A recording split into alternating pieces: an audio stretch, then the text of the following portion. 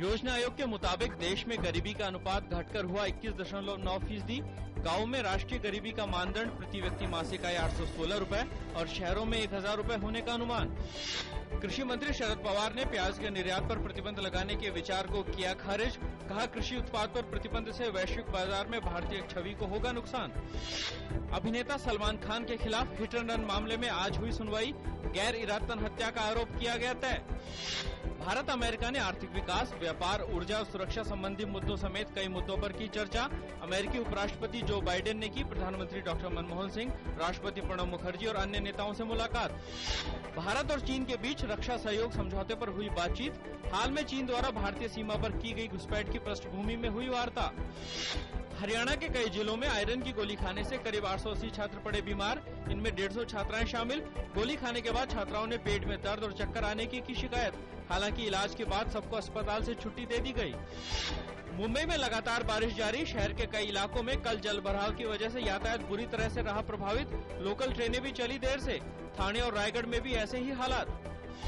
आंध्र प्रदेश में उत्तरी तेलंगाना और तटीय इलाकों के अनेक भागों में भारी बारिश और बाढ़ की वजह से जनजीवन बुरी तरह से प्रभावित। तटीय निचले इलाकों में बसे गांवों के करीब 10,000 लोगों को शरणार्थी शिविरों में रखा गया। हालांकि गोदावरी और उसकी सहायक नदियों के जलस्तर में आई है कमी। भारतीय रिजर्व बैंक ने रुपए के मूल्य में गिरावट और विनिमय दर के उतार चढ़ाव को रोकने के लिए अतिरिक्त उपायों की घोषणा। CRR की दर को बढ़ाया गया। 27 जुलाई से बैंकों को प्रतिदिन कम से कम 90% CRR जमा करना होगा, जबकि अभी यह 70% है।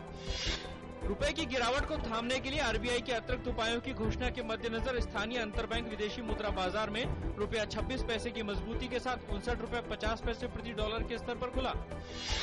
RBI की रुपए को थामने की गिरावट के लिए अतिरिक्त नकदी कम करने की पहल की घोषणा के मद्देनजर बम्बई शेयर बाजार का सेंसेक्स आज के शुरुआती कारोबार में 76 अंक की गिरावट के साथ 20,226 पर खुला। निफ्टी भी 38 अंक गिरकर 6,040 पर खुला। अमेरिकी कांग्रेस ने सीरियाई विद्रोहियों को घातक हथियार मुहैया कराने की ओबामा की योजना को दी हरी झंडी। दूसरी तरफ सीरिया में संयुक्त राष्ट्र के विशेष प्रतिनिधि अख्तर ब्राहिमी ने कांग्रेस के इस फैसले पर जताई निराशा। कहा, हथियारों से शांति कायम नहीं की जा सकती। मिस्र में अपदस्थ राष्ट्रपति मोहम्मद मुर्सी के समर्थकों और विद्रोहियों का प्रदर्शन लगातार जारी। काहिरा में मुर्सी के समर्थकों की रैली के दौरान पुलिस से झड़प में एक समर्थक की हुई मौत। इसके अलावा काहिरा के नजदीक एक पुलिस स्टेशन में बम धमाका होने की भी खबर, जिसमें एक व्यक्ति मारा गया और 17 लोग हुए घायल। भारत और जिम्बाब्वे के बीच 5 मैचों की श्रृंखला का पहला मैच हरारे में आज से। भारत ने टॉस जीतकर पहले गेंदबाजी करने का किया फैसला।